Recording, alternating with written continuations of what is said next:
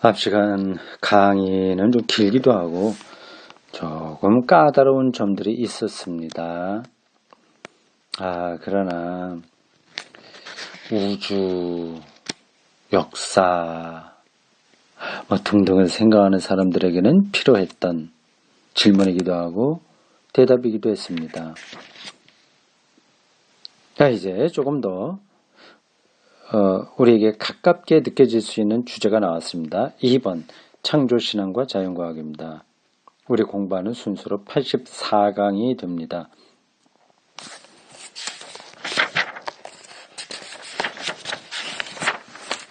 성서가 말하는 그리스도교 신앙은 하나님은 창조주시오. 세계는 그의 창조물이며 인간은 그 창조의 중심이라는 신앙 고백을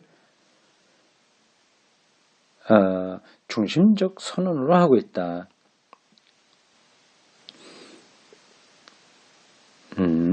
구약이 주로 그런 얘기를 하고요. 신약도 그런 걸 바닥에 깔고 있는데 그리스도 예수가 거기서 결정적인 토대가 되는 거죠.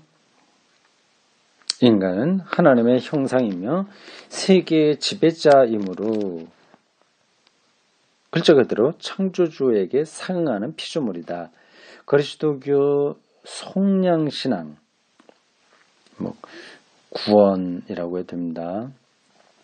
심장부인 예수의 부활은 이 창조에 대한 신앙과 관련될 때 비로소 오해의 여지 없는 의미를 지니게 된다. 창조는 생명이니까 모든 존재하는 것, 존재하게 하는 힘이 사건이니까요. 그런 관점에서 봐야만 부활이 신화적인 옷을 넘어서서 근본 의미를 획득하게 되는 겁니다. 이미 본 바와 같이 부활은 초자연적인 것에 대한 인간의 호기심을 채워주는 기적이 아니다. 저 죽었다 살았대 이런 호기심과 관계된 게 아닙니다. 제자들이 스승의 죽음으로 인해서 받은 패배의식을 극복하려고 꾸며낸 망상도 아니며 그렇게 되면 곧 들통이 나는 거죠. 죽음의 수수께끼를 풀어주는 신화도 아니다. 우리는 부활신앙에 의거하여 피 안의 삶을 세밀히 알 수 있는 것이 아니다. 피안, 이 차 안의 삶에서 알 수 없는 저 피 안에 여기서 날개를 달고 산다든가 그런 것들을 알 수 있는 게 아니라는 겁니다. 그리스도교 신자는 예수의 부활로 새 세계가 새롭게 시작되었음을 믿고 교회는 이 세상에 있으면서 이 새로운 세계의 완전한 도래를 선포하고 기다리는 일에 봉사한다. 아직까지도 이 부활의 실체가 뭔지를 여기 설명하지 않았죠? 그건 설명될 수가 없는 겁니다.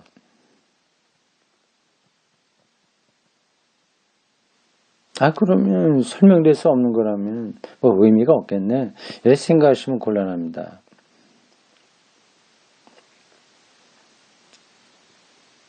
여기서 다시 부활에 대한 이야기는 하지 않겠습니다. 우리가 일반적으로 생각하듯이 죽었다 어떤 사람이 살았대 이게 아니라고 하는 것만은 분명합니다. 그렇다고 해서 없는 거를 그런 것처럼 만들어낸 그 제자들의 망상도 아니다.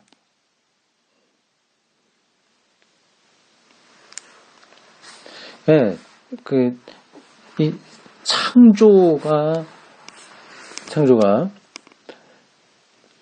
선하게 됐는데 인간의 죄로 인해서 악이 들어오게 됐고 부패하게 되었다. 구원 생명을 잃게 되었는데 예수를 의해서 생명을 살아있는 그 모든 것들이 살아있는 걸로 경험된 거. 그게 이제 예수 부활 경험입니다. 자, 거기까지만 하고요.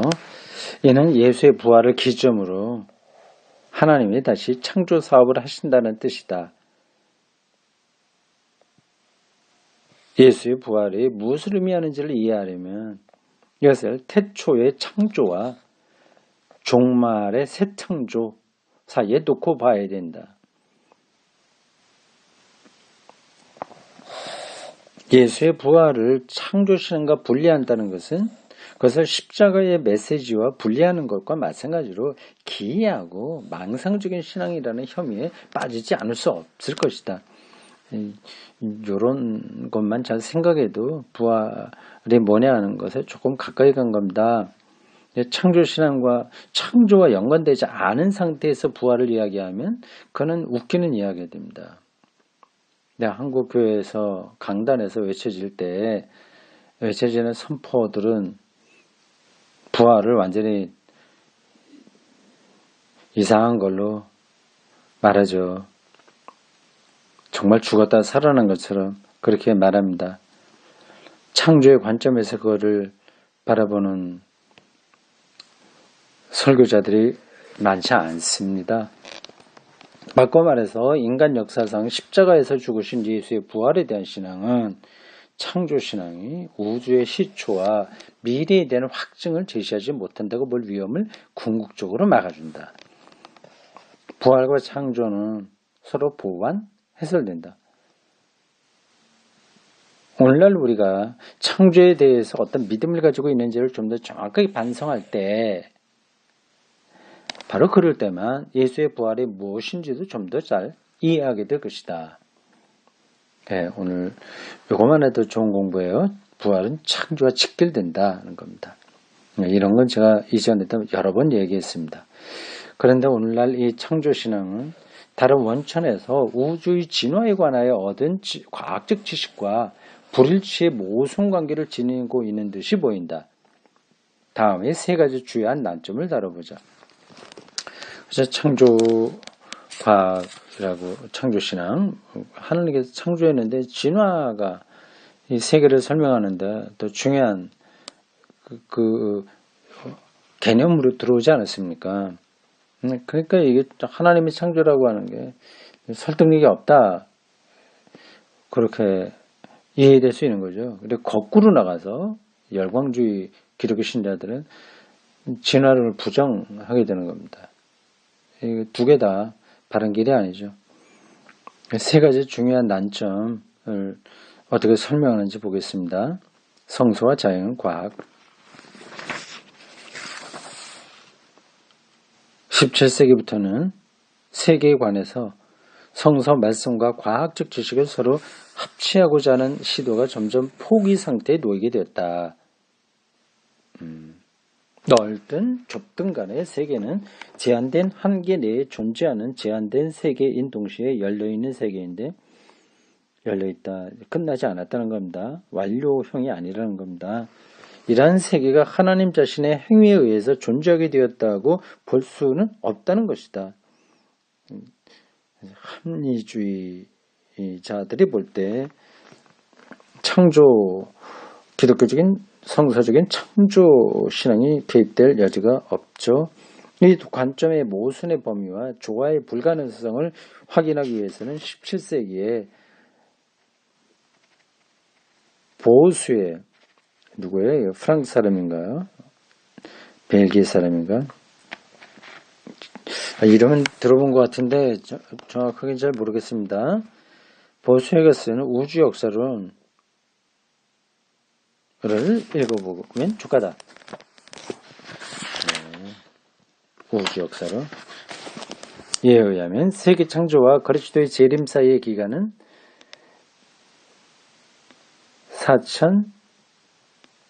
4004년이라고 한다. 이게 무슨 말이에요?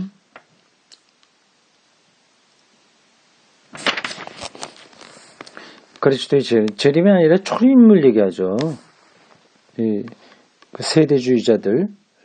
세대주의자나 젊은 지구론 그걸 주장하는 사람들의 입장이죠. 재림이 아니라 이거는 초림인 것 같은데 세계 창조와 그러니까 인류 세계의 역사를 뭐 4,000년 정도로 보는 거죠. 예수님 오시기 전까지 4,000년, 뒤로 2,000년, 한 6,000년 정도로 봅니다. 이에 의하면 세계 창조와 그리스도의 재림이 아니라 일단은 초림으로 봐야 돼요. 사이의 기간은 4,004년이라고 한다. 노아 홍수는 창조 후 1656년 만에 있었고 1757년 만에 바벨탑이 세워졌으며 2083년 만에 아브라함이 부르심을 받았다고 한다. 그 후 430년 노아 홍수 856년 만에 이스라엘 에집트에서 탈출했고 계산을 참 이렇게까지 해놨군요. 간단해. 모세가 십자가 10개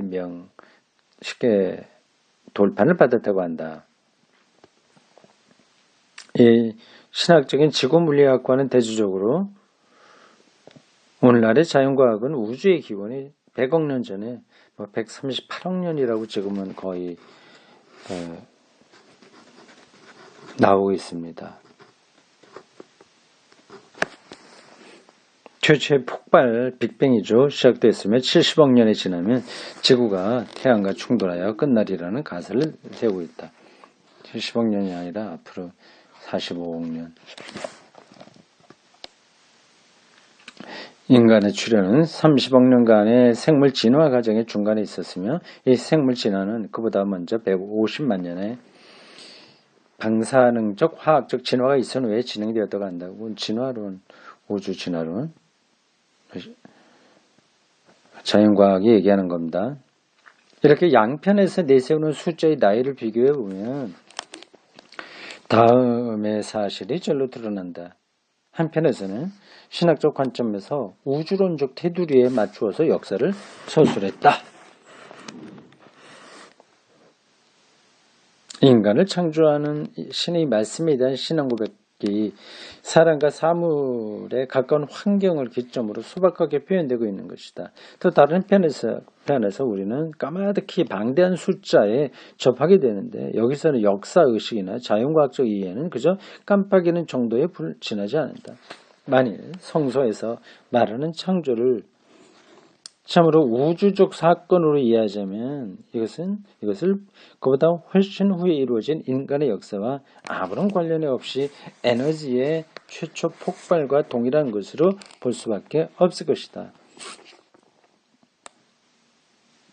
성서가 제시하는 창조는 하나님과 인간의 친밀한 관계의 장소, 예수의 부활로 새로워질 약속의 장소를 마련한다. 그러나 위에 제시된 견해에서는 위격적, 인격적이라고 해야 되죠. 위격적, 인격적 조금 뜻이 다르긴 한데 사용하는 그 맥락에 따라서 다른 단어를 씁니다. 근데 여기서는 인격적이라고 하는 게 더 맞습니다. 인격적 하나님도 소명받은 인간도 개입할 여지가 없는 대폭발, 빅뱅, 진화라는 인격적 개념을 내세우고 있다. 지금 양쪽이 충돌했다는 것을 말하는데 이미 신학에서는 방향은 잡고 있죠. 이런 뭐예요? 아까 보수회가 쓴 우주 역사론 이런 것들은 말이 안 되는 거죠. 말이 안 되긴 하나 의미는 있는 거죠. 그 다음 소제목 계획 없는 자연. 전통적인 그리스도교의 창조 개념은 생물학자들로부터 제2의 충격적인 반격을 받고 있다. 생물학자들은 생물계의 진행 과정이 자연의 품속에 깊이 깔려있는 그 어떤 계획을 따라가는 것이 아니라고 말한다. 하나님의 섭리에 따라서 된 게 아니다. 그렇게 보죠. 이 점은 최근에 노벨 생물학상 수상자인 프랑스의 모노가 쓴 우연과 필연에 의해서 더 뚜렷이 드러나게 되었다. 이 책의 유력한 반론자는 데야르드 샤르댕인데 그에 의하면 완전히 반대하는 건 아니죠. 진화론을 샤르댕은 지지합니다. 다만 이제 거기에 하나님의 섭리를 어떻게 보느냐는 것에서 차이가 있겠죠. 그에 의하면 생물학은 무생명에서 생명으로, 생명에서 정신으로 상승 법칙을 제시할 수 있다는 것이다. 모노는 이 이론을 반박하는 한 팜플렛에서 생명의 기원에 관한 현대 연구 결과를 광범위하게 소개하면서 아직 정통하지 못한 것까지도 이해시키려고 시도하고 있다. 모노에 의하면 우주에는 목표 추구라는 것이 없으며 또 목표가 없으면 이제 하나님이 들었을 자리가 없다는 논리가 성립되는데 뭐 꼭 그런 건 아닙니다. 목표가 없이 기계적으로 되는 것 같더라도 또 우연한 일들과 그 방식을 통해서 하나님이 일을 하신다 이렇게 볼 수 있는 여지는 충분히 열려 있습니다. 불변성이 필연적으로 목적 추구성을 앞선다는 원칙이 나온다. 불변성 어떤 목표가 아니라 불변성 그 메커니즘이죠. 진화론적 메커니즘 이런 것에 의해서 앞으로 나가는 것이 어떤 인격적 하나님에 의해서 목표를 달성하는 건 아니다. 그 뜻입니다. 그게 뭐 그런 거 크게 그 말 자체를 우리가 부정할 필요는 없습니다. 우연히 발생 지속되는 생물학적 변천은 자연계에서 확인될 수 있는 모든 성공적 또는 경이적인 목표 추구적 적응에 앞서서 일어난다. 뭐 그렇게 볼 수 있어요. 우연적인 발생은 계획성 없이 일어나며 과도적 현상으로 규착된다. 결국 크게 보면 다 메커니즘에 의해서 간다는 말이겠죠. 우리보다 앞서서 이미 얻어왔고 있어왔고 어느 시기에 우리를 즉시 우주에 받아들일 숨은 의지가 하나님의 섭리 등등 우리를 둘러싸고 있는 것은 아니다. 인간을 목적으로 인간을 염두에 두고 형성되도록 조성된 기분 좋은 환경이라는 개념을 가진 창조 개념 창세기 1장과 2장이 보여주고 있는데 선하다. 인간이 결국은 창조의 가장 윗자리를 차지하죠. 이 창조 개념이야말로 과학이 우리에게 벌이라고 강요하는 생각이다. 자연 도태나 변천이라는 개념이 창조라는 개념보다는 지적으로 훨씬 더 솔직하다. 그렇게 주장하고 있습니다. 일리가 없는 터무니없는 주장은 아니죠. 맞습니다. 그렇다면 신학이 거기에 대해서 대꾸할 게 하나도 없냐? 그렇다면 신학이 이를 포기해야 되겠죠. 대꾸합니다. 이제 그게 어떤 건지 앞으로 나오지 않겠습니까?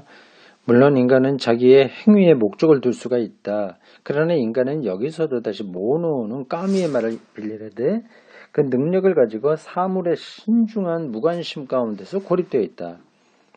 옛 약속은 파기되었다. 인간은 마침내 홀로 우주의 무관심한 우연히 인간을 낳은 무량성. 이 무량성이라고 하는 단어가 원어로 뭔지 잘 모르겠네요. 무량성. 안에 존재함을 알게 되었다. 아득하고 크고 그 세계에서 거기서 이제 존재하고 있을 뿐이다. 이런 정도죠. 티끌처럼 존재한다. 인간은 왕국과 암흑 중에 하나를 선택해야 한다. 인용한 글입니다. 이렇게 보면 우주적 계획으로서의 창조는 하나님이 섭리를 갖고 한 창조행위는 끝장에 이르고 있다. 그런데도 인간의 결정을 통한 창조가 아직도 있을 수 있을까? 성서가 말하는 창조 신앙을 우리가 여전히 유지할 수 있을까 하는 질문입니다. 대답은 가능한 거죠. 그럴 수 있죠. 모노는 그렇다고 대답하겠지만 모노는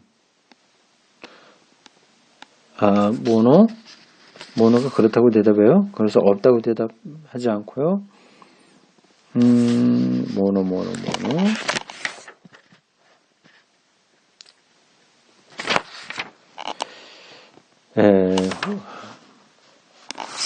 좀 더 보겠습니다. 그렇다면 여기서 우리는 우리를 둘러싼 창조도 없고 따라서 우주의 창조주도 없이 존재하는 피조물이 된다. 그래서 알아야 한다. 창조 개념은 인간의 고독한 자유라는 진리에 적합한 개념으로 대치되어야 할 것이다. 이런 방식으로는 창조신앙이 살아날 수가 없는 거죠. 창조 개념은 인간의 고독한 자유라는 진리에 적합한 개념으로 자유라는 개념으로 대치되어야 된다. 그거는 신학이 택할 수 있는 길이 아닙니다. 다음 투사입니다. 프로젝션 421쪽 밑에 5째 줄입니다. 그리스도교의 창조신앙에 대한 제3의 심한 공격은 앞에 있는 것도 다 공격이었습니다. 그것이 우리 밖에 우주에 던져진 우리의 정신체험의 투사라는 것이다.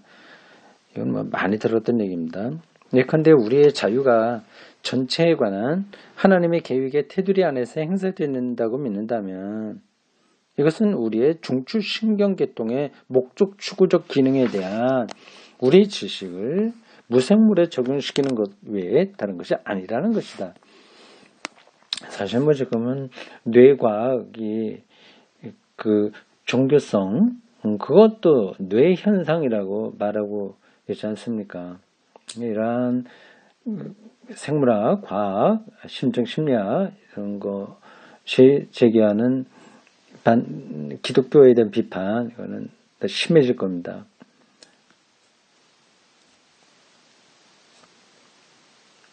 그러니 우리는 우리를 그저 방어하려고 하는 차원이 아니라 그 진리 차원에서 준비를 해야 되겠죠. 모노는 이 투사를 무랄론이라고 부르고 있다. 이 모노가 자꾸만 나오는데요. 어떤 사람인가?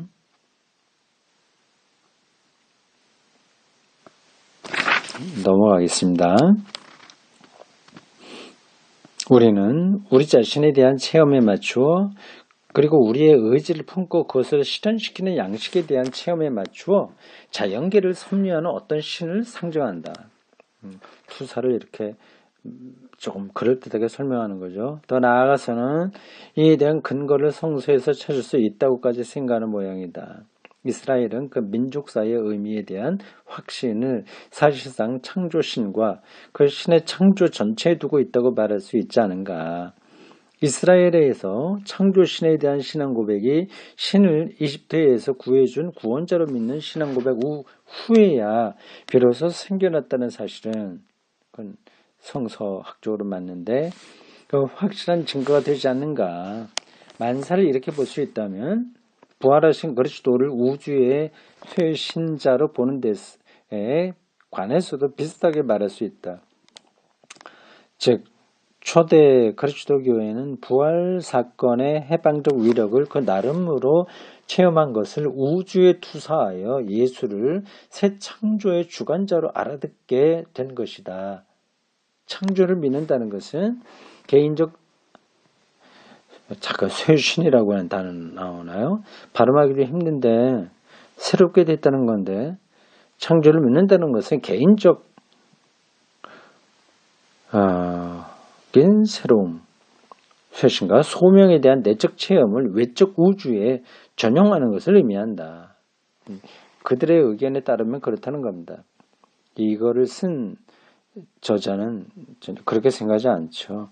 창조신앙을 가진 사람은 모든 것을 자기의 생활과 체험의 근거에서만 보기 때문에 세계에 대한 온갖 실증될 수 있는 지식도 무시해버린다는 사실을 시인할 것을 현대과학은 강조하고 있다. 자기 세계 가져서 실증적인 그런 건 증명마저도 기독교가 무시한다는 거죠. 따라서 창조 개념은 하나의 비현실적인 개념으로 취급되고 있다. 이게 기독교를 비판하고 있는 모든 현대 생물학, 과학, 물리학의 관점들입니다.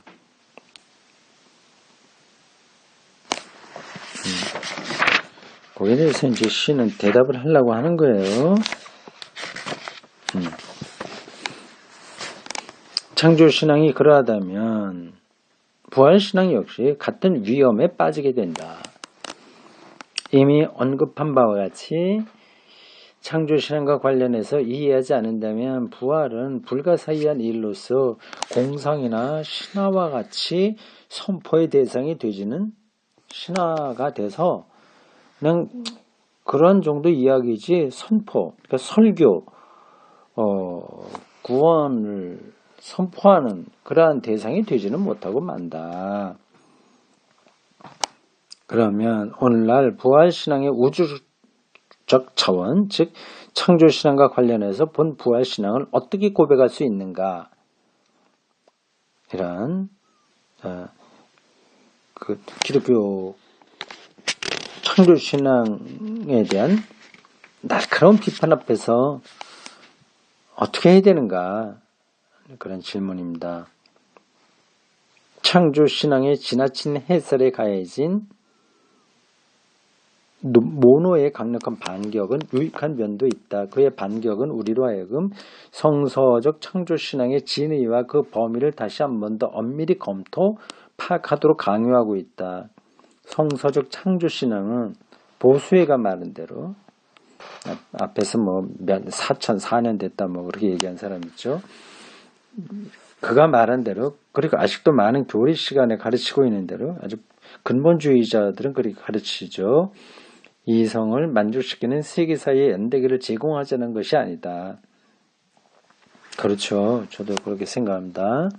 창조신앙은 뭐 6일 만에 세상을 지었다거나 4004년 예수 오실 때까지 그렇다. 뭐 인류의 세계 우주 역사를 6000년으로 본다. 뭐 이런 거를 말하려고 하는 건 아닙니다. 창조신앙 역시 요구와 약속을 내포하는 하나님의 말씀에 대한 신앙이다.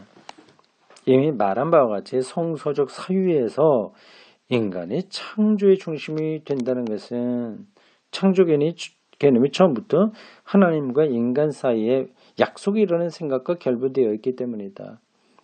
우주의 시공적 외연, 크기, 바깥의 모습에 관해서 우리는 사실상 무지의 상태에 있다.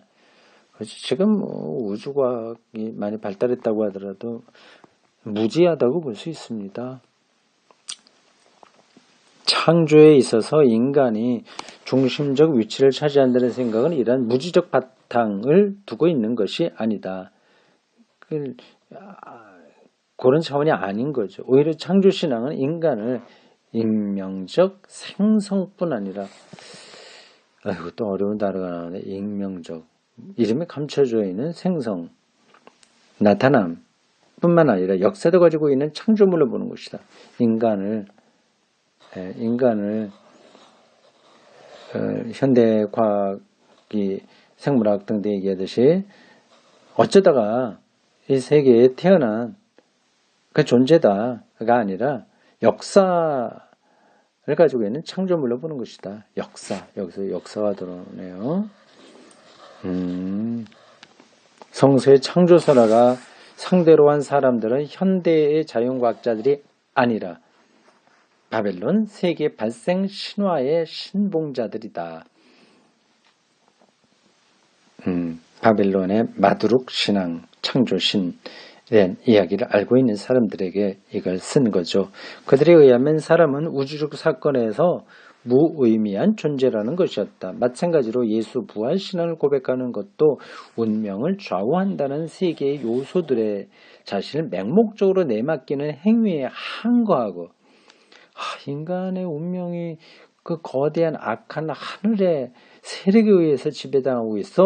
그런 것에 한거하고, 하나의 숙명주의에 한거하고, 호기심 본위로 만들어낸 묵시적 사고방식에 한거한다는 데 의미가 있다.